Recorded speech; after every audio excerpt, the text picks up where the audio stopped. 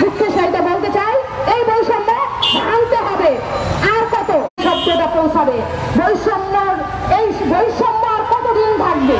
আমরা গৃহ শ্রমিকদেরকে দেখি 18 সালে নীতিমালা করে রাখছেন, আর কতবার, কত বক্তব্যে, কত ব্যানারে, কত দিবসে আমরা এই গৃহ শ্রমিকদের 18 সালে নীতিমালার কথা বলবো। আমাদের সেই গৃহ শ্রমিক বোনদের আইন কোথায়? তাদের ডেকেয়ার সেন্টার কোথায়? তাদের মজুরি কোথায়? তাদের কর্মঘণ্টা কোথায়? তাদের নিয়োগপত্র কোথায়? তাদের কি ঈদ বোনাস দেওয়া লাগে না? আমরা গার্মেন্টস সেক্টরে দীর্ঘদিন লড়াই সংগ্রাম করে আজকে এখন পর্যন্ত সমতার জায়গায় আসতে পারি নাই। আমরা নিয়োগের জায়গায় আসতে পারি নাই, আসতে পারি নাই মজুরির জায়গায়। আজকে যখন আমার শ্রমিক বোনেরা তার ন্যায্য হকে মজুরির জন্য রাজপথে আসে, গুলি খেয়ে মরতে হয় কেন? এই লেনিন বাংলাদেশকে কারা নিশ্চয় করে দাঁড় করিয়েছে?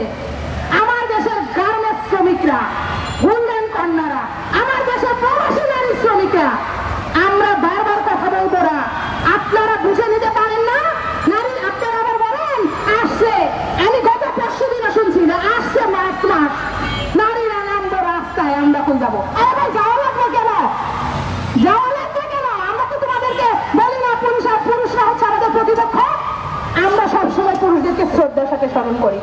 আমরা জানি পুরুষ আর নারী মিলেমিশে দুইটা হাত একসাথে হলে আমার বাংলা সোনার বাংলাদেশ হবে।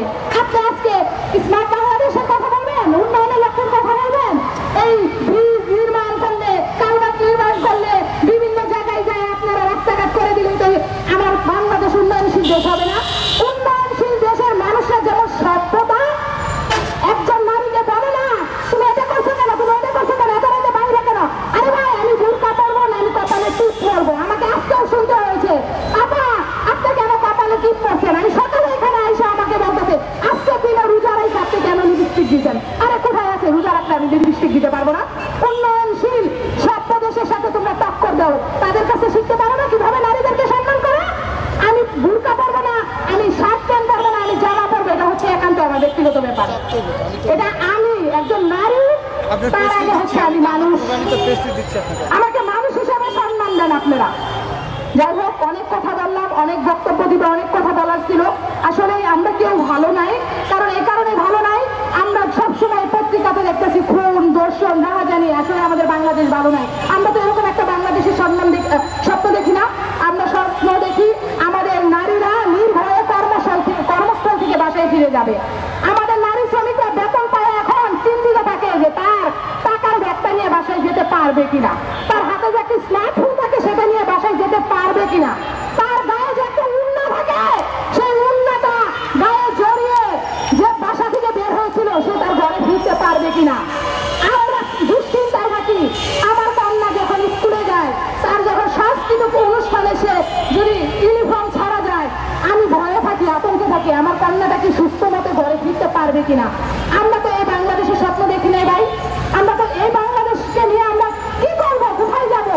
আমরা নারীরা আজকে কিভাবে বললে আপনারা আমাদেরকে অধিকার দিবেন, কিভাবে বললে আপনারা আমাদেরকে সম্মান দিবেন? আমরা বলতে চাই, আগামীর বাংলাদেশ যদি আপনারা সঠিকভাবে পরিচালনা করতে চান, সত্যি যদি সোনার বাংলাকে সোনার বাংলা করতে চান, তাহলে নারী পুরুষের যে বৈষম্য সেটা ভেঙে সমতায় করেন। আমি সবাইকে আবারও national workers unity centre, green Bangla garments workers federation, national workers unity সেন্টারের নারী কমিটির পক্ষ থেকে সকল নারীদেরকে শুভেচ্ছা জানিয়ে আমি আমার কথা এখানে শেষ করছি।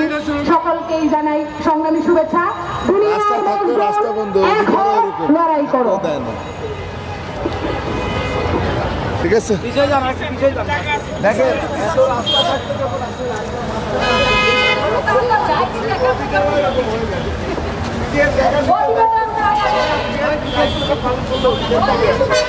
ধন্যবাদ।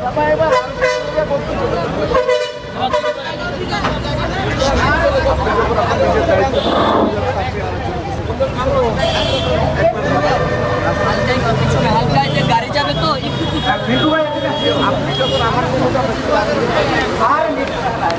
আমাদের মিন্টু ভাই কোথায়?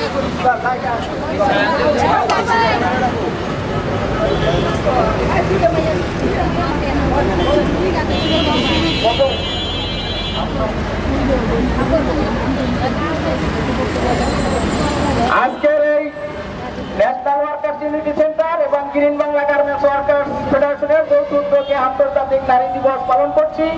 আজকের এই মানববন্ধন কর্মসূচিতে এ পর্যায়ে বক্তব্য রাখবেন এশিয়া ফ্লোরোইড অ্যালায়েন্স আবহাওয়া বাংলাদেশের ফিল্ড কোঅর্ডিনেটর খায়রুল মামুন মিন্টু। খায়রুল মামুন মিন্টু এখন বক্তব্য রাখছেন।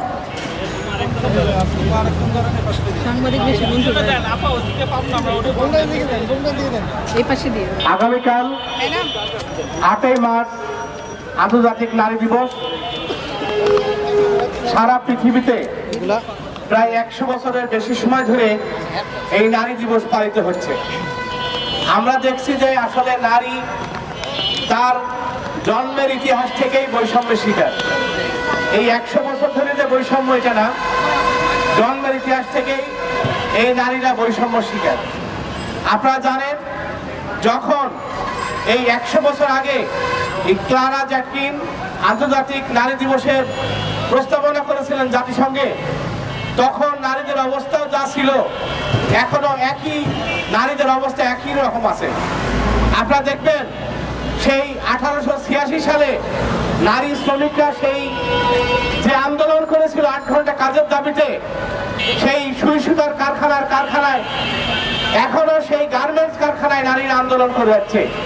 নারীরা জীবন দিচ্ছে, কিন্তু নারীদের যে অধিকার, সেই অধিকার কোনোভাবে প্রতিষ্ঠিত হচ্ছে না। আমরা মনে করেছিলাম যে একটি পরিবর্তিত সরকারের মধ্য দিয়ে নারীর অধিকার কিছুটা হলেও প্রতিষ্ঠিত হবে। তার ফলশ্রুতিতে আমরা দেখেছি যে বর্তমান অন্তর্বর্তীকালীন সরকার 2টি কমিশন গঠন করেছেন। একটি হচ্ছে নারী কমিশন, আরেকটি শ্রম কমিশন। এই 2টি কমিশনে আমরা দেখেছি নারীদের অধিকারের কথা বলা হয়েছে। আমরা শ্রম কমিশনে শ্রমিকদের পক্ষ থেকে দাবি জানিয়েছিলাম মাতৃত্বকালীন 6 মাস ছুটি সুবিধা প্রদান করতে হবে। আপনারা এর আগে একটু ইতিহাস বলতে চাই। আপনারা জানেন, বাংলাদেশ শ্রম আইন 2006-এ নারী শ্রমিকদের জন্য মাতৃত্বকালীন সুবিধার কথা বলা ছিল, কিন্তু পরবর্তীতে 2022 সালে শ্রম আইন সংশোধন করে সেই সুবিধার পরিবর্তে মাতৃত্বকালীন অনুপস্থিত থাকার অনুমতি প্রদান করা হবে, এই মর্মে আবার শ্রম আইন সংশোধন করা হয়েছিল। অর্থাৎ বিগত সরকার আমলে আমরা যতবার দেখেছি শ্রম আইন সংশোধন হয়েছে, ততবারই নারী শ্রমিকদের অধিকারকে হরণ করা হয়েছে। আমরা ভেবেছিলাম যে এই সরকার যেহেতু বৈষম্য দূর করার কথা বলছেন, তাহলে হয়তো বা বৈষম্য দূর হবে। আমরা দেখলাম সেই একই রকম 120 দিন ছুটির পরিবর্তে 112 দিন ছুটির পরিবর্তে 120 দিন ছুটি দিয়ে এই সরকার বাহবা নেওয়ার চেষ্টা করছে। কিন্তু আমরা অন্য জায়গায় আমরা তো দেখি, আগে 3 মাসের অতীতের বেতনকে সমন্বয়ের কথা বলা থাকলেও এবারের আইনে আনা হয়েছে সর্বশেষ মাসের তার ছুটি, তার মজুরিকে সমন্বয় করার জন্য। অর্থাৎ একদিকে তার সুবিধার কথা বলা হলেও আমরা দেখছি অন্যদিকে ওই শ্রমিকদেরকে বঞ্চিত করা হচ্ছে। আপনারা জানেন, আজ থেকে যদি আমরা 20 বছর আগের হিসাব করি, তাহলে গার্মেন্টস সেক্টরে আমরা বলি প্রায় 80% নারী শ্রমিক কাজ করে। আজকে 20 বছর পরে এসে দেখি, হিসাব করলে বিভিন্ন গবেষণায় আসছে যে গার্মেন্টস সেক্টরে নারী শ্রমিক 55% নিচে চলে এসেছে।